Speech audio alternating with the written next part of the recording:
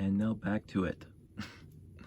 Right into it, 6952 solar power transporter. We are in a 6950 to 6959.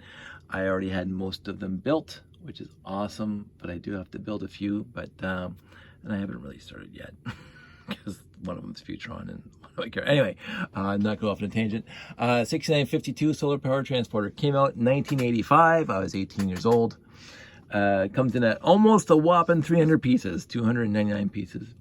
4 figures, of which I only have 3 in here because I ran out of my black figures because they're all the other sets that I've done so far.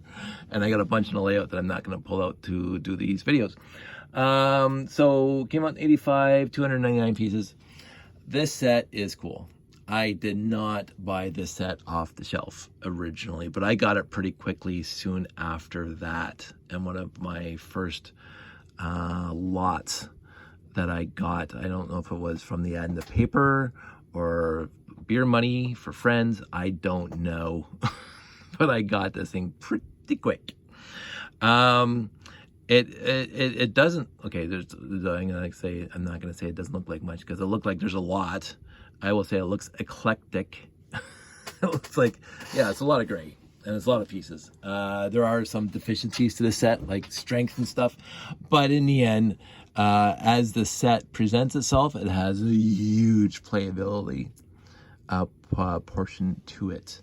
So let's get into it. So I wanted the head-on view because I don't usually start off with the head-on view because it doesn't look like this, but as soon as you turn it sideways, it is very, very, very long. And it is tough to put in my layout because the layout doesn't have, it has huge buildings, but it does not have, like even putting the uranium search vehicle in there, it looks out of scale to the actual layout. and of course the rocket launcher would be completely out. So this one definitely does not fit into the scale of the layout, only smaller vehicles. But in the, what did I thought I compared this thing to the Galaxy Explorer.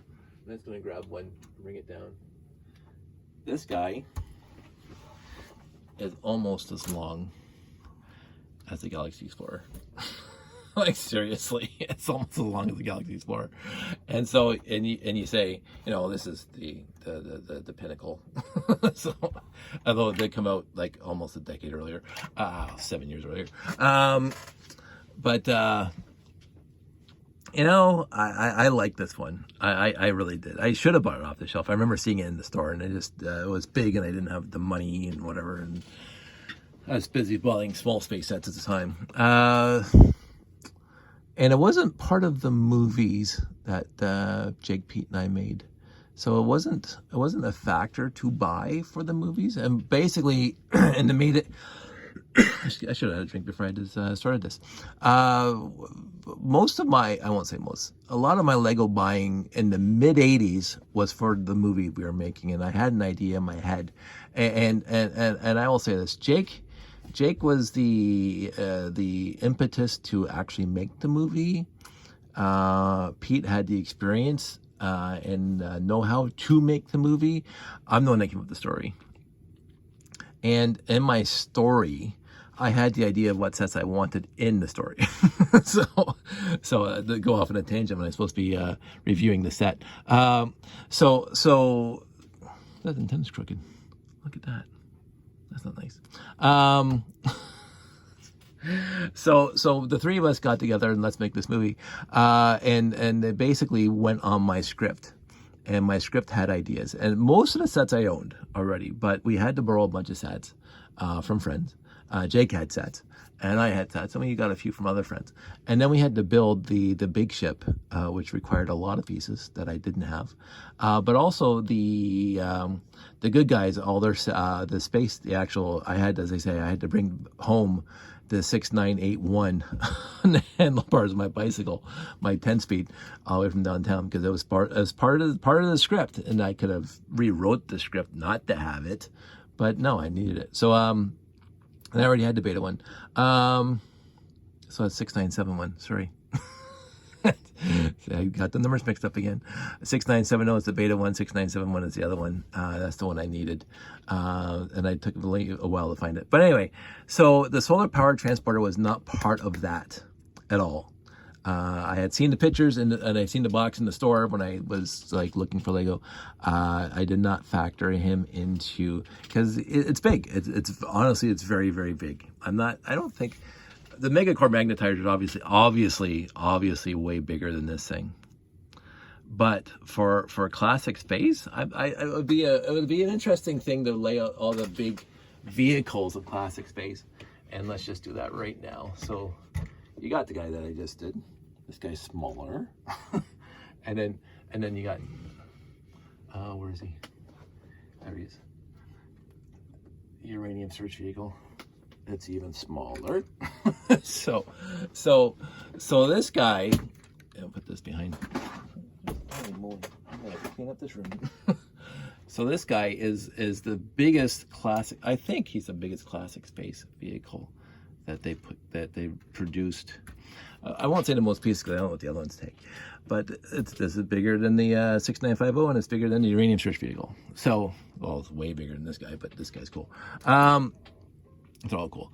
So there's that. So that right off the bat is, I think, that's a point. It is the biggest vehicle that they built at the time.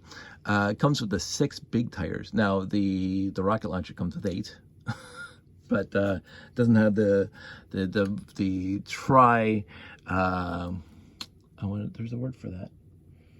Articulation. It only has the bi-articulation, the 2 pieces articulation in the rocket launcher. This has 2 articulation points, 3 parts that articulate. So it drives around cool. It's all right. The other thing, and this is where the playability comes in, it comes apart. So you can take these apart. And these things even have like jacks or stands that hold this thing upright. It's like a trailer. So this thing is now standalone, right? And then these things can connect together via these nice little friction pegs. And this thing is, well, let me push this back so you can see the whole thing. So now this thing is like a really cool little 2-person rover. Almost like, I would say it's almost like the Argo. And when I say Argo, I think there was a space series that had, was that Silent Running called the Argo? I can't remember if the actual spaceship was called the Argo, but I think something in my head says there was a spaceship called the Argo in one of the science fiction shows that I watched sometime in my life.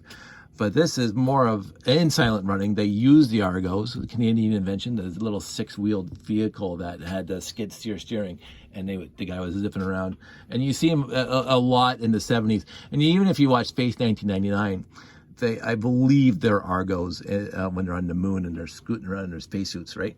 So this is Argo-like, right? As it doesn't have 6 wheels or 8 wheels, but it's Argo-like.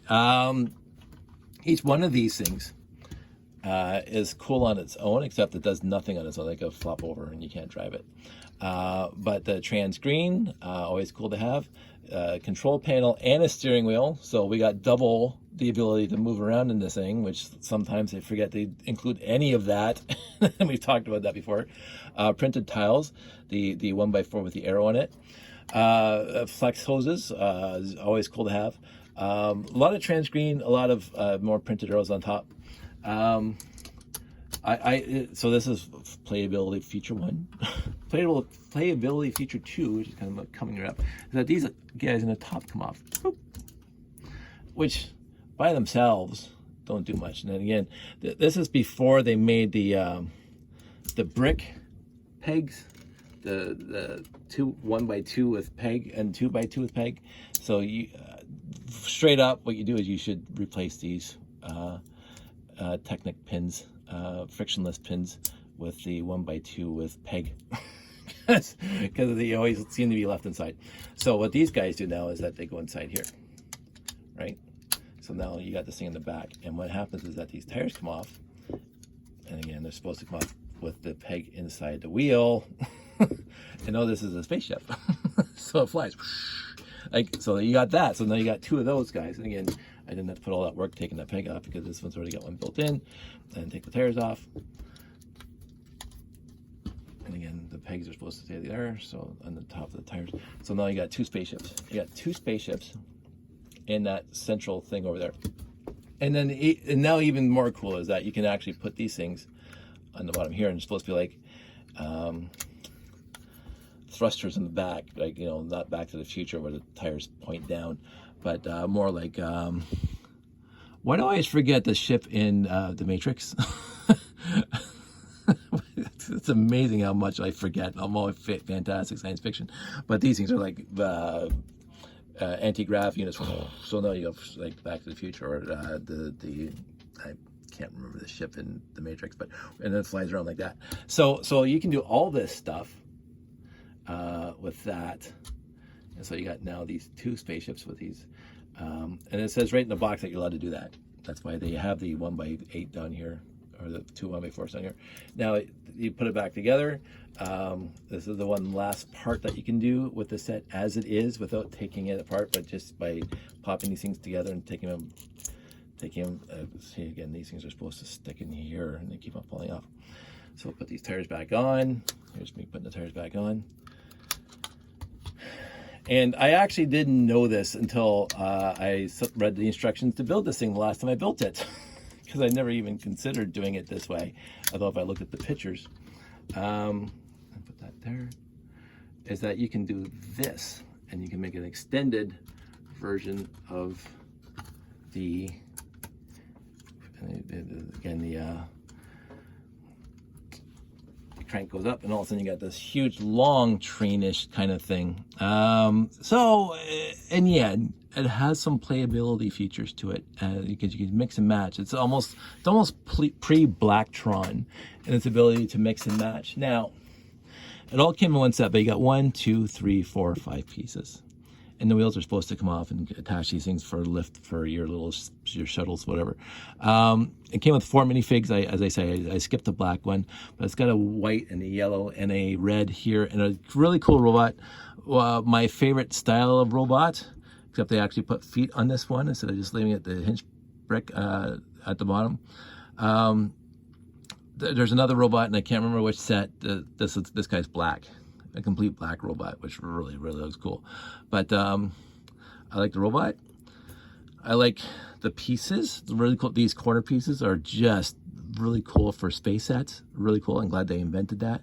I don't know if this is the first set to have them. I don't remember them before this, but I know that they came in the 6985. But that 6985 is after this guy, I believe. But these light gray corner pieces, the supports. A lot of thrusters, a lot of trans red, these big, huge 3x or 6x6 or 6x5x3 or 6x5x2 inverted slopes that they came out also in that 6971 and a whole bunch of these Starfleet Voyager, but these came in gray. They came in trans yellow in the rocket launcher that we just talked about. So really cool pieces, classic space pieces in this set. Lots of cool classic space pieces. And again, even more printed tiles, lots of printed tiles in here. But this, let's see, this is the problem with this guy. and so you should replace those guys with the 1x2 bricks with peg instead of just leaving it like this, because this is what happens.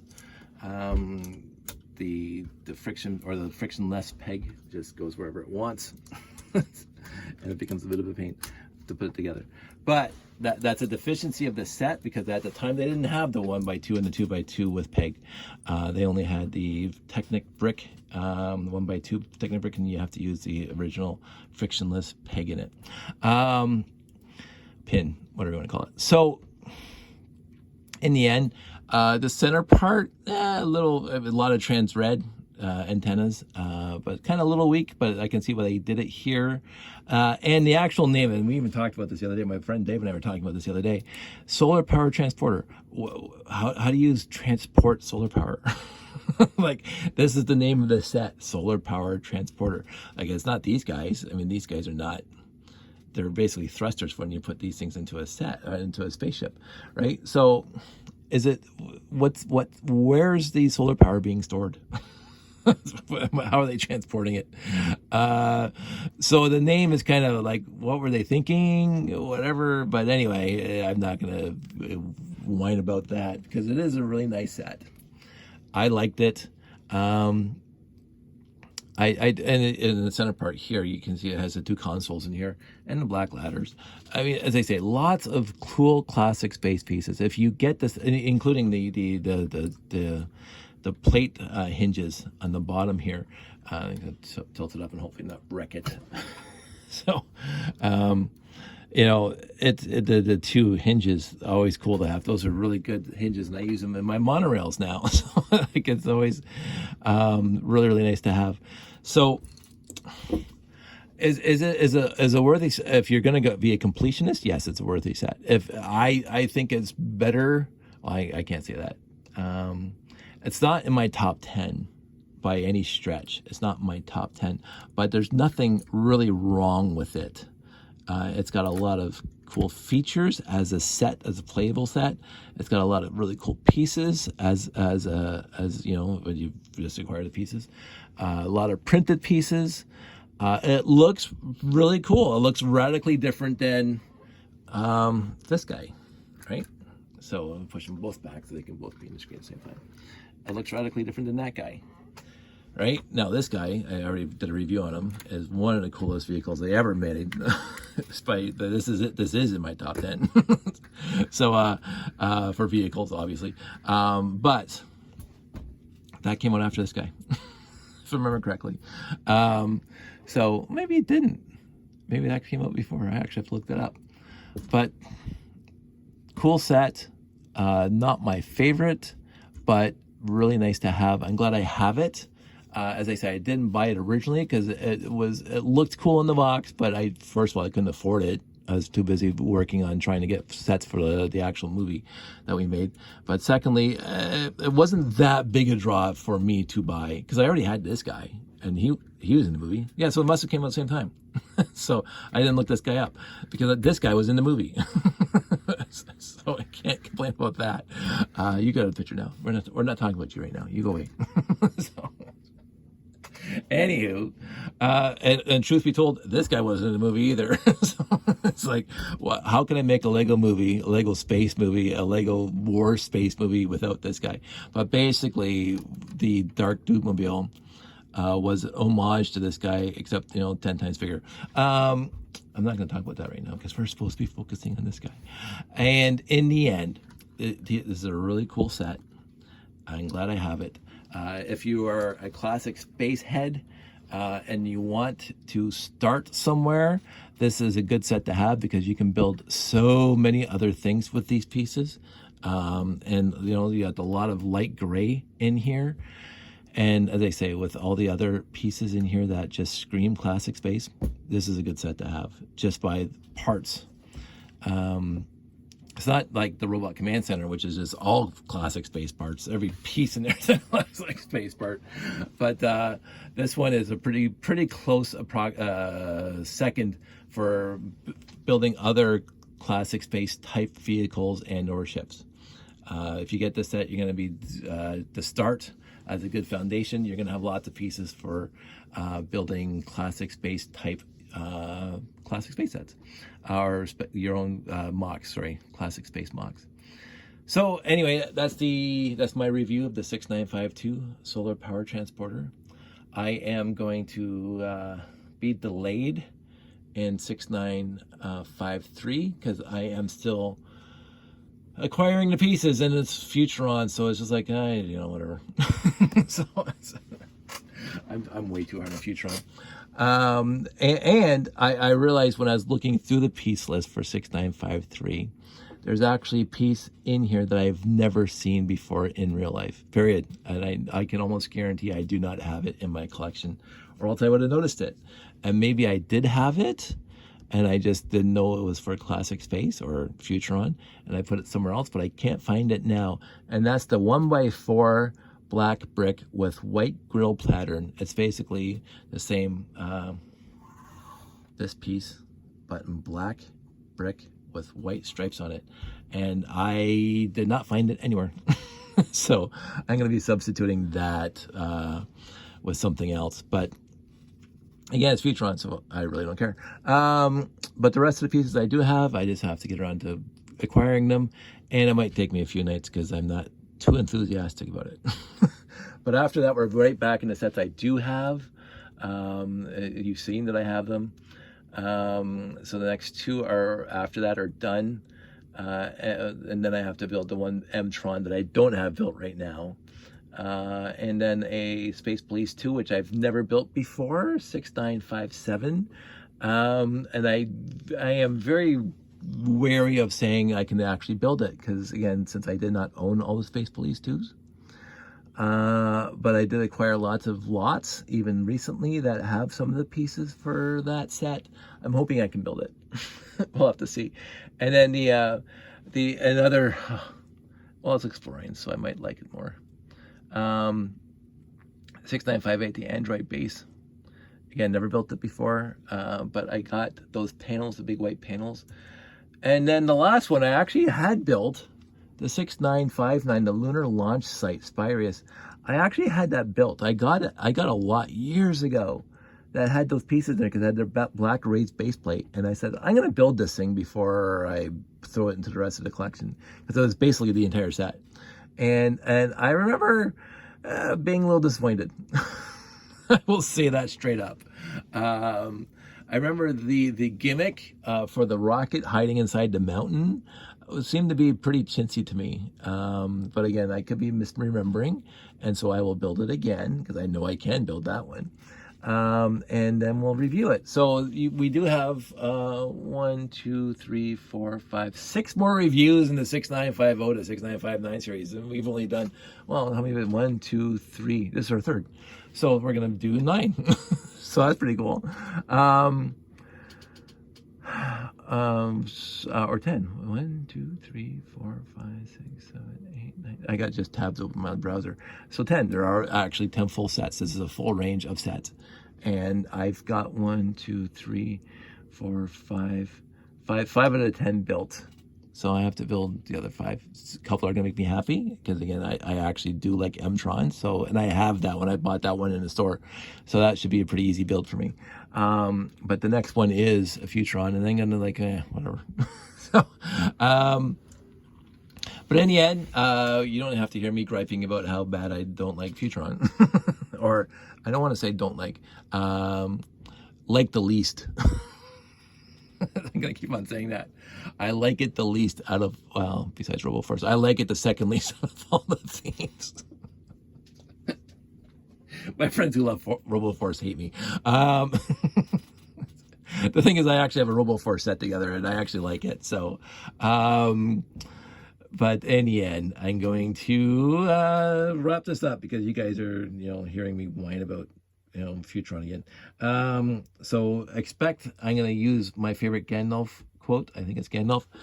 Expect to see me when you see me. I don't know when it's going to be. And, we're doing stuff in the garage. We're doing stuff around the house. So I'm going to take my time and getting all the pieces together. And maybe I will find a 1x4x1 or 1x4 black brick with white stripes on it, because I could have sworn I sort of vaguely remember having it, but I haven't seen it in years if I did have it. And anyway, we'll see. So that's it. That's all. You guys all stay safe. Take care. And I really, really do appreciate you guys watching these things. And I know I do go on. And but I do love the comments. I keep on saying I will never say like and subscribe, but you guys subscribed and you guys liked, so I appreciate that. But I'm not here to get hits. I'm here to build a community of like-minded people who love classic space, and so I don't need to stroke my ego with having thousands and thousands of subscribers. My ego's plenty fine as it is. I don't need that. And I really, really like the comments from my friends, and I know who each one of you are. and you're my friends. So I do appreciate you guys watching and commenting and helping and actually finding out stuff when I talk about in the video. And a few times I've said, oh, I don't know where this pizza is from, and you guys commented, oh, this is where that pizza is from. Oh, this is just fantastic.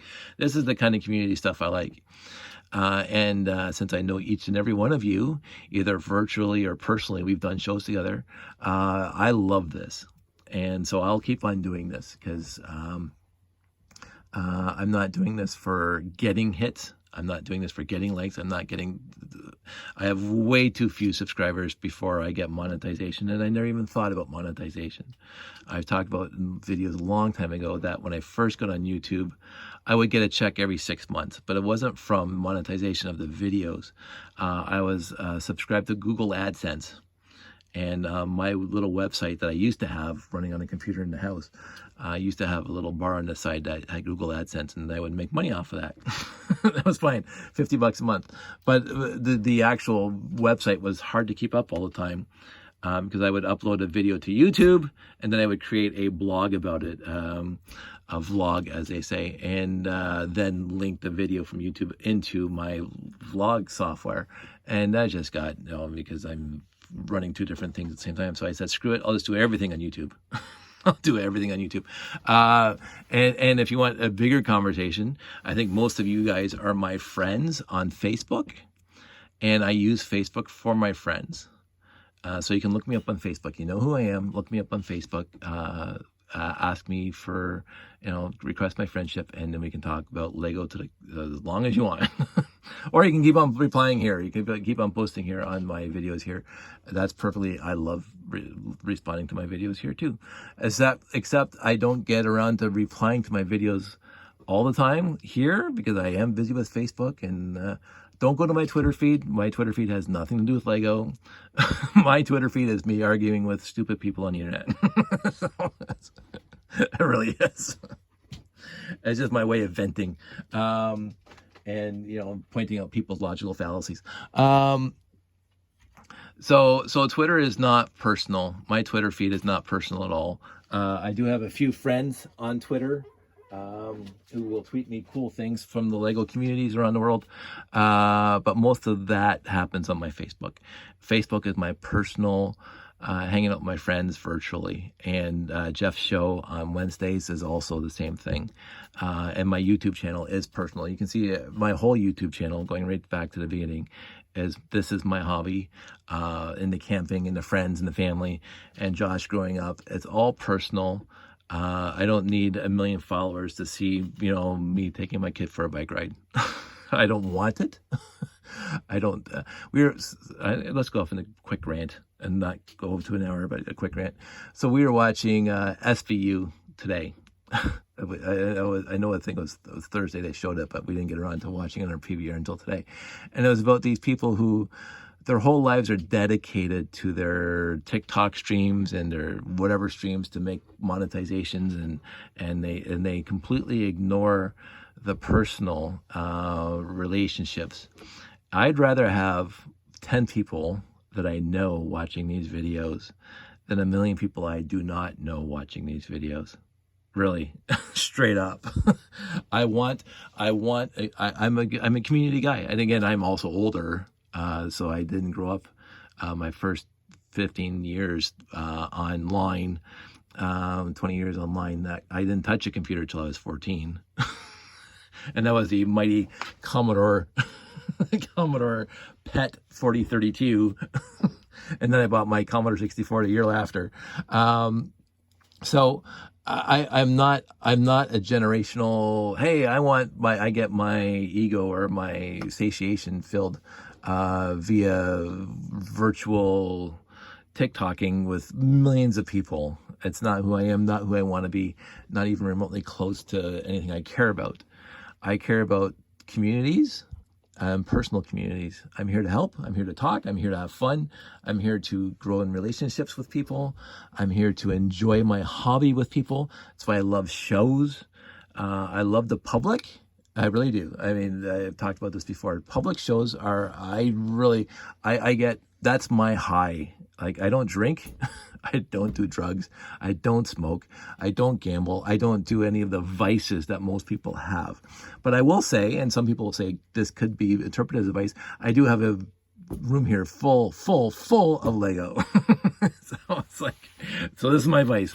And I grew up, and I've mentioned this a few times, I grew up in a family that was very civically and socially oriented. Now, my parents didn't get involved in politics because that was whatever, whoever's in power, and I agree with them.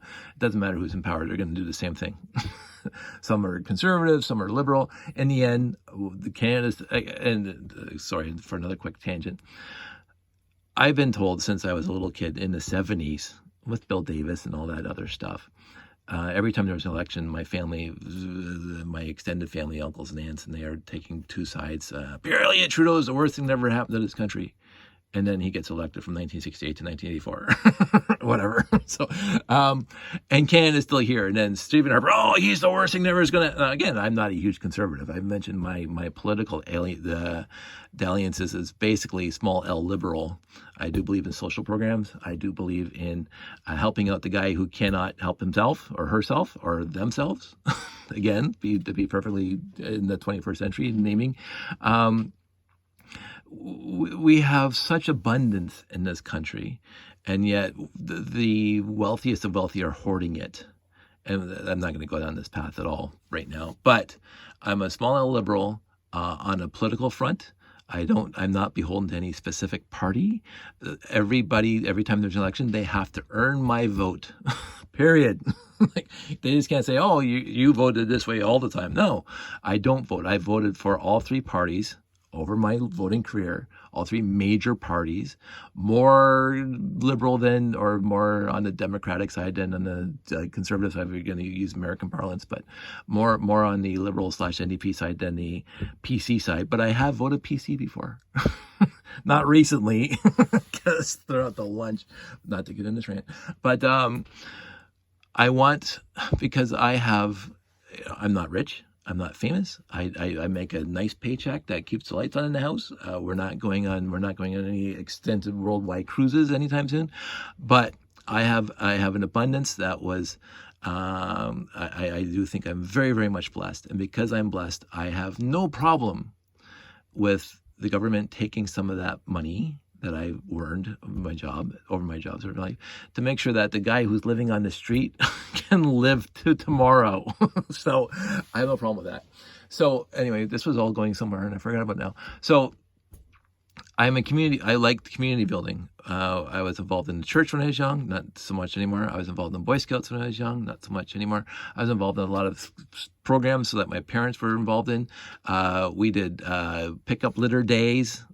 My buddy Willie and I hiked the Bruce Trail from 50 Road to McNeely Road once or twice when we were kids. And yes, it was to earn a scouting badge, but we came up with the idea that we loved the Bruce Trail and we're going to clean up the litter along the Bruce Trail. And we did that a few times. And there's so this is how I was brought up, to be socially active, not to save the planet and feed the whales and save the whales, because that's somebody else's job, somebody else who is more passionate about that specific aspect of the world. Somebody who wants to save the whales, I'm going to give them money. I'm not going to go out on a Greenpeace boat, right? That's not who I am. I want the whales to be saved. Absolutely. I want the environment to be saved. Absolutely. So I do what I can in a micro sense of my lifestyle and what I do on a daily basis, which is to reduce my impact on the planet. But with that, I also reduce my negative impact on people, because this is where I want to put my focus on. I want to reduce my negative impact on the society around me, especially with people and their feelings and their hopes and their desires and their future. I want to be able to aid people and be a role model to some people and to be appreciated and to appreciate other people. And I can say, hey, that's a really good idea, and we should look at that and help people. So I have no problem with all this new stuff that's coming down. I am of the wrong age to be actively involved in all this new changes to LGBTQ, but I've never ever had a problem with it, because They're living their lives. They're happy. They deserve. I don't have to allow them to. It's innate. It's an innate thing to love who you love. It's innate. And as long as you're not causing anybody any harm legally or unwanted harm, then have your life. Nobody should stop you from having your life the way you want to have your life.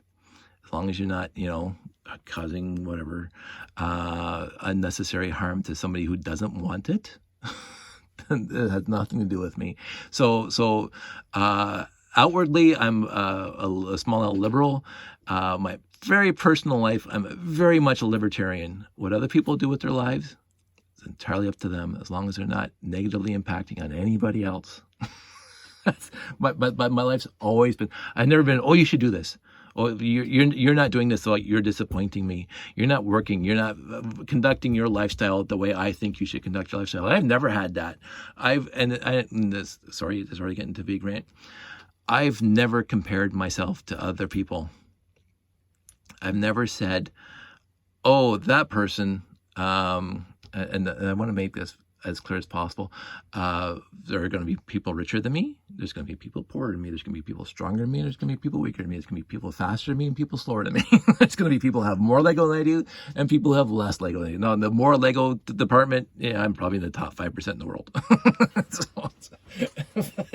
But then again, so are all my friends. so I don't feel too bad about that. But I've never said, to keep up with the Joneses. No, that's not who I am. The Joneses can do whatever they want. They can have the Mercedes in the driveway. I don't care. You love your car. Nice car. Have at it. I'm glad you're happy with it. Right? I would not care about a Mercedes in my driveway. It's a car. It's a utility. It gets me to work and it gets me home from work. So I'll drive a Dodge Caravan. Right?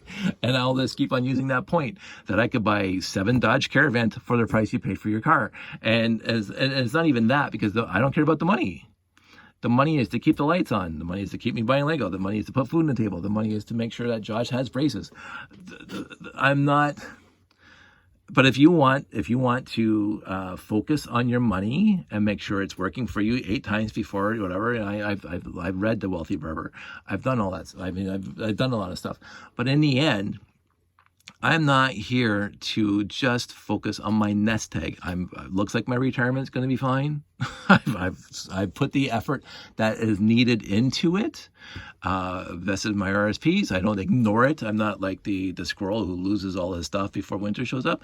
Overall, could we be better? Absolutely. We could absolutely be better. Could I put 14 hours in a day and get another job and make more money?